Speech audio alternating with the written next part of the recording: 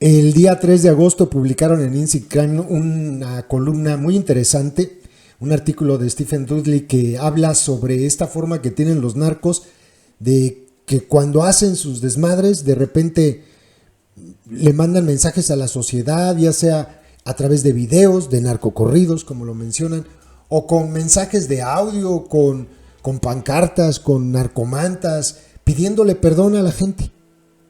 ¿Se acuerdan que, y de hecho lo mencionan al final de este artículo, que Rafael Caro Quintero pidió perdón a la sociedad por todo el daño que haya hecho? Bueno, pues allá aquel ingenuo que quiera creer que este perdón que solicitan ellos, que piden, es de corazón y es real. Por supuesto que no. Esto es para congraciarse con la sociedad, porque a la sociedad la joden y después le piden perdón. Entonces, fíjense, de hecho, el título: El perdón y el espinoso asunto de la justicia en México. Bien sea mediante música narco, videos privados o pancartas públicas, algunos narcotraficantes mexicanos han pedido perdón, pero después de décadas de violencia, uno de cuyos hechos más recientes es el asesinato de 2 sacerdotes católicos, ¿están los mexicanos dispuestos a perdonar? Por supuesto que no, creo yo.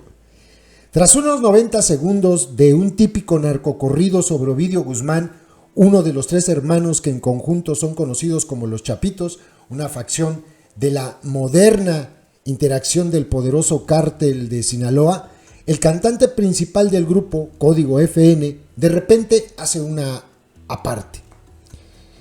Y por cierto, me disculpo por lo del culiacanazo. Canta, haciendo referencia a la violenta agitación de octubre de 2019 contra las autoridades que se presentó tras el arresto temporal de Guzmán en Culiacán, ciudad que durante mucho tiempo ha sido sede de los Chapitos. Yo no peleé, así lo dice el corrido, así peleé. Continúa el cantante haciendo referencia a Guzmán en el video en el que aparece rodeado de vehículos en llamas, pues la vida de mis hijas fue primero, así dice el corrido. El culiacanazo paralizó a la ciudad por más de 5 horas. En medio del caos, el gobierno se retractó y liberó a Guzmán, pero los traficantes necesitaban resarcirse aún más. Durante los combates, entre 8 y 14 personas murieron y muchas otras resultaron heridas.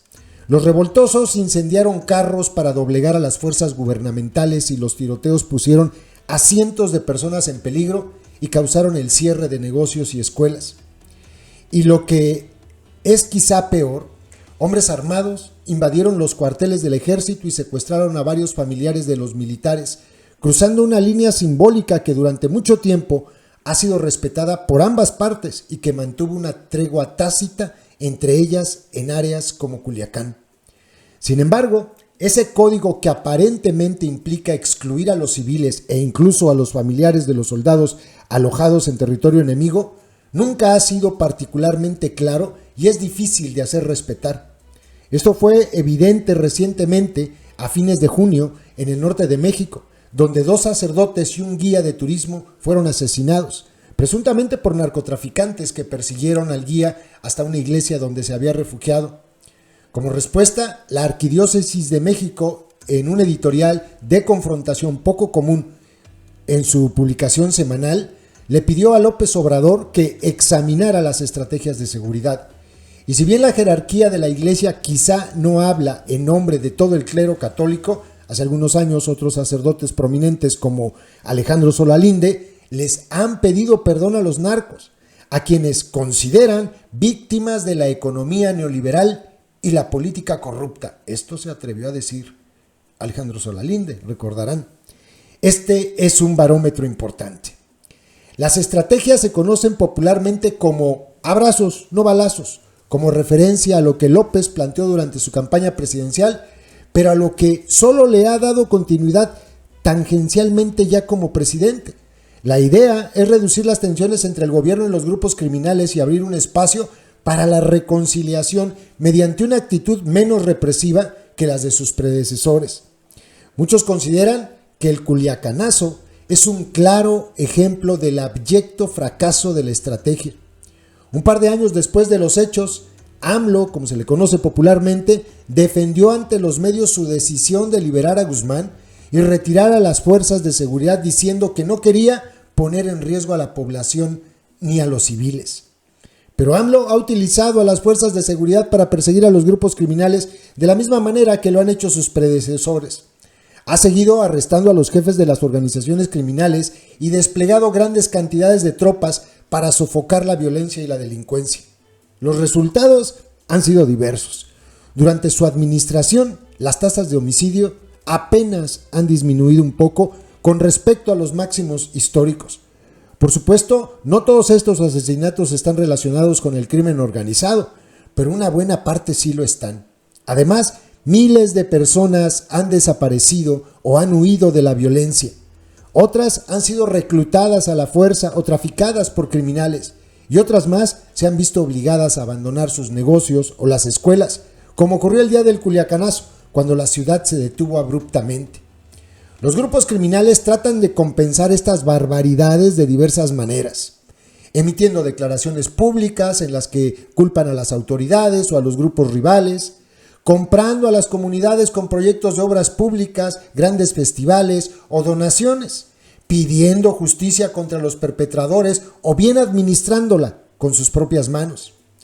Tras el asesinato de los 2 sacerdotes, por ejemplo, varios supuestos miembros del cártel Jalisco Nueva Generación publicaron un video en el que les pedían a otros grupos que no se metieran con sacerdotes, médicos o maestros. La guerra es entre nosotros, lee uno de los enmascarados, quien se encuentra rodeado de otros hombres armados y enmascarados también. Cuando nada de esto funciona, los criminales suelen pedir perdón. La primera declaración de Guzmán en las redes sociales se dio en 2019, cuando expresó en Instagram que le gustaría disculparse por todas las acciones que se emprendieron. Para entonces, las narcodisculpas en voz pasiva eran ya casi tradicionales. En 2013, en un mensaje garabateado en una pancarta, los caballeros templarios pidieron perdón tras varios comentarios y críticas en Michoacán, territorio de donde son originarios. En 2015, después de numerosos enfrentamientos a tiros en Jalisco, el cártel Jalisco Nueva Generación colgó decenas de pancartas por todo el estado en las que tranquilizaban a la población diciendo que el problema no era con ellos, con los civiles. El problema no es con ustedes, decía. Y en 2016, mientras hablaba con un reportero, Rafael Caro Quintero, conocido narcotraficante que hasta hace poco era el fugitivo más buscado de México, pidió perdón a la sociedad de México por todos los errores que había cometido, así como a la familia del agente de la Administración para el Control de las Drogas, la DEA, asesinado, homicidio por el que fue condenado a 40 años de prisión en México. No está claro cómo encajan estas disculpas en el plan de abrazos no balazos propuesto por AMLO. Durante su campaña, planteó la idea de una amnistía para los narcos, siempre y cuando se cuente con el apoyo de las víctimas, los familiares de las víctimas, dijo. Pero después de ser elegido, aparte de una referencia a la posibilidad de conmutar las sentencias de los prisioneros mayores de 65 años que habían sido torturados, ha enmascarado su idea del perdón con términos vagos y cuasi religiosos. Como presidente, tampoco ha aclarado públicamente si está hablando de un perdón judicial en forma de amnistía o indultos para los narcos, perdón religioso en forma de absolución sacerdotal o pastoral, o narcoperdón, como el que Guzmán y Caro Quintero parecen estar pidiendo. A muchos mexicanos quizá les da igual. Además de ciertos sectores de la jerarquía católica, las organizaciones de víctimas han rechazado esta estrategia blanda. De hecho, una destacada representante de las víctimas de la narcoviolencia lo resume muy bien cuando dice que no aceptarían ni perdón ni olvido en su lucha por obtener justicia. Días después de la publicación del editorial de la Arquidiócesis, parecía que las dos partes tendrían un acercamiento, luego de que la Conferencia del Episcopado Mexicano emitió un mensaje en el que pedía unirnos por pedir paz, para pedir por la paz. López, en una de sus conferencias de prensa matutinas, dijo que apoyaba dicho llamado, pero no se comprometió con ninguna acción en concreto.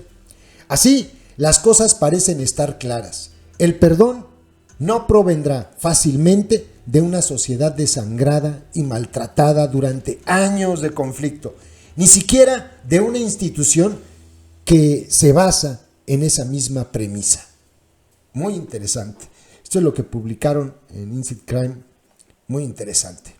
Ahí se los dejo, compas. Saludos. YouTube nos hace clasificar los videos que subimos para que puedan ser publicados. En esa clasificación nos indica que los videos relacionados con el crimen organizado no se van a mostrar en sugeridos y no enviará notificaciones cuando sean publicados.